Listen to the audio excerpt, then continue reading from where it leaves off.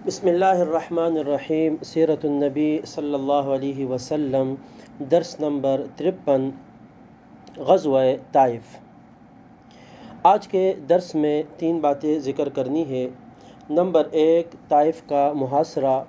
Number 2، نبی اکرم صلی اللہ علیہ وسلم کا مال غنیمت کو تقسیم کرنا۔ اور نمبر 3، جعرانہ سے رسول اللہ صلی اللہ علیہ وسلم کا عمرہ۔ اور آخر میں سن 8 ہجری کے چند واقعات۔ غزوہ حنین سے جب حوازن اور بنو ثقیف وہاں سے بھاگے تو 2 جگہ انہوں نے پناہ لی، ایک اوطاس میں اور ایک طائف میں۔ اوطاس کا ذکر ہوا تھا کہ رسول اللہ صلی اللہ علیہ وسلم وہاں ابو عامر اشعری کو بھیجا اور حضرت ابو عامر اشعری نے اس علاقے کو فتح کیا، اور اس کے بعد جو بقیہ جماعت تھی وہ طائف کی طرف گئی تھی۔ رسول اللہ صلی اللہ علیہ وسلم خود طائف کی طرف صحابہ کو لے کر روانہ ہوئے۔ آپ صلی اللہ علیہ وسلم نے طائف کا محاصرہ کیا، اور اس جنگ میں آپ صلی اللہ علیہ وسلم نے توپ کا بھی استعمال کیا، جس کو منجنیق کہا جاتا تھا، جس کے ذریعے سے پتھر پھینکے جاتے تھے۔ طائف کے لوگ جنگجو تھے اور تیر انداز تھے۔ انہوں نے طائف کے اندر ایک بڑا قلعہ تھا، اس میں چلے گئے اور وہاں پر انہوں نے سارے دروازے بند کر دیے، اور پہلے سے ہی 1 سال کا غلہ اپنے ساتھ قلعے میں جمع کر لیا تھا۔ چنانچہ وہ لشکر اسلام پر مسلسل تیر برساتے رہے، اور رسول اللہ صلی اللہ علیہ وسلم نے محاصرہ کیا ہوا تھا۔ جب کوئی تدبیر کارگر ثابت نہ ہوئی اور فتح کا کوئی راستہ نہیں مل رہا تھا، کوئی صورت نہیں بن رہی تھی، تو رسول اللہ صلی اللہ علیہ وسلم نے صحابہ کو حکم دیا کہ ان کے جو درخت تھے انگور وغیرہ کے، ان کو کاٹنے کا حکم دیا۔ اہل طائف نے جب دیکھا کہ رسول اللہ صلی اللہ علیہ وسلم نے صحابہ کو ان کے درخت کاٹنے کا حکم دیا ہے، اور وہ ان کی معیشت کا سارا دار و مدار اسی پر تھا، تو انہوں نے اللہ اور قرابت داری کا واسطہ دینے لگے کہ آپ ہمارے درخت نہ کاٹیں۔ رسول اللہ صلی اللہ علیہ وسلم نے درختوں کو کاٹنے سے منع کر دیا۔ ہاں، البتہ اعلان کیا کہ جو قلعے سے باہر آ جائے گا وہ آزاد ہے اور اس کے ہم چھوڑ دیں گے۔ چنانچہ اس اعلان کے بعد کچھ لوگ وہاں سے باہر آئے، اور ان میں سے حضرت ابو بکر رضی اللہ تعالی عنہ بھی ایک صحابی ہے کہ جو وہاں سے دیوار پھلانگ کر باہر آئے اور ان کو آزاد کر دیا گیا۔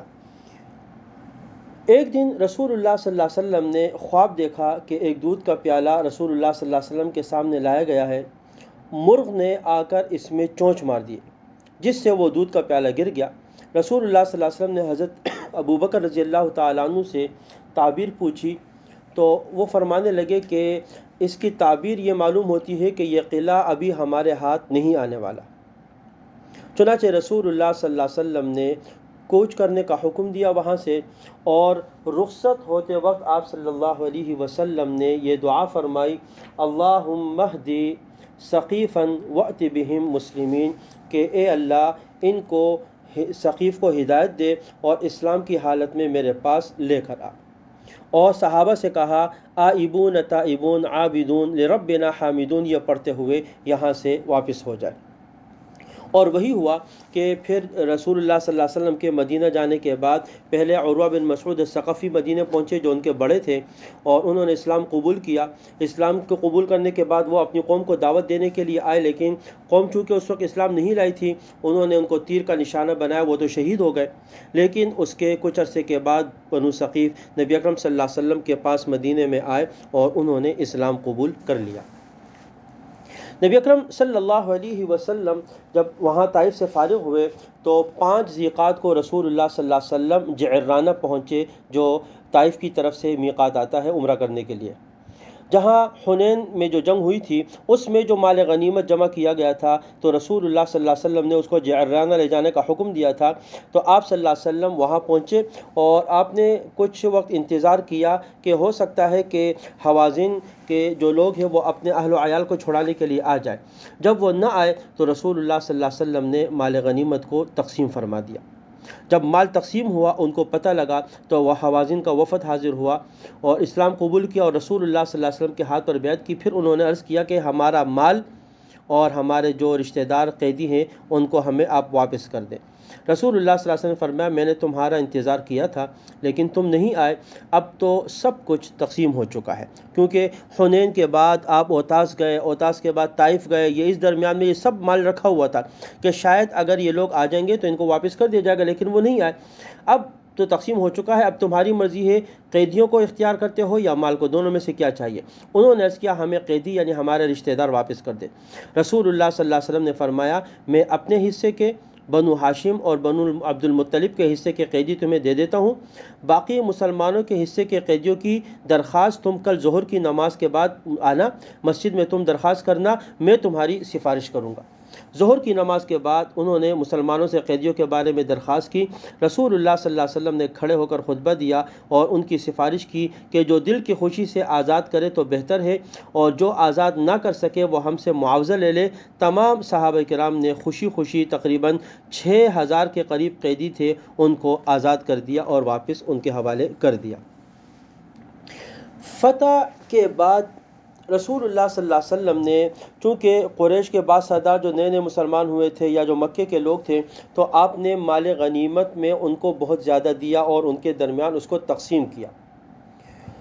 تو جب آپ مال غنیمت تقسیم کر رہے تھے تو بعض نوجوان انصار کی زبان سے یہ الفاظ نکلے کہ رسول اللہ صلی اللہ علیہ وسلم نے تو مال غنیمت قریش کے درمیان ہی سارا تقسیم کر دیا، ہمیں تو کچھ نہیں دیا۔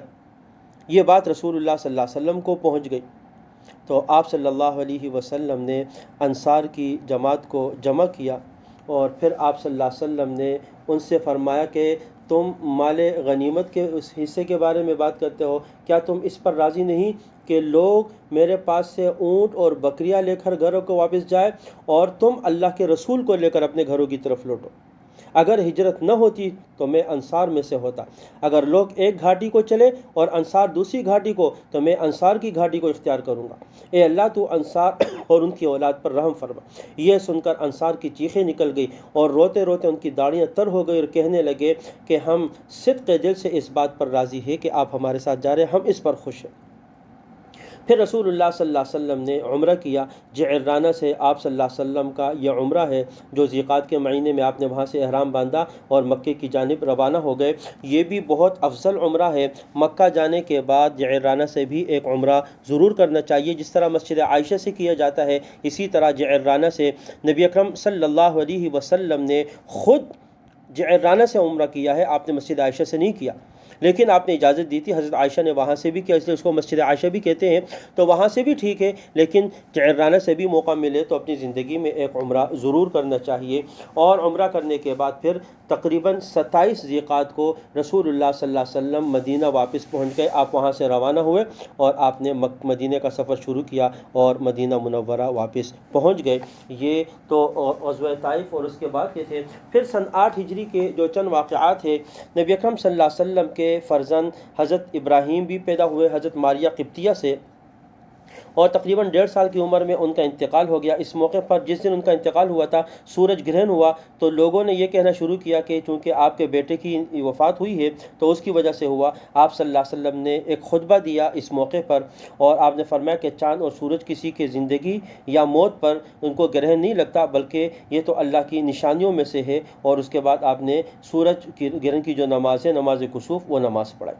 اسی سال آپ کی صاحبزادی حضرت زینب کا بھی انتقال ہوا اور ان سے ایک فرزند علی تھے اور ایک بیٹی تھی جس کا نام امامہ تھا۔ مسجد نبوی میں رسول اللہ صلی اللہ علیہ وسلم ایک کھجور کے تنے کے اوپر خطبہ دیا کرتے تھے۔ اسی سال آپ کے لیے ایک ممبر بھی بنایا گیا جو لکڑی کا تھا اور اس کے بعد اسی کے اوپر خطبہ دیا جانے لگا۔ یہ سن 8 ہجری کے واقعات ہیں۔ اس کے بعد انشاءاللہ تعالی اگلے درس میں اس سے آگے کا ذکر ہوگا۔ وآخر دعوانا ان الحمد للہ رب العالمین۔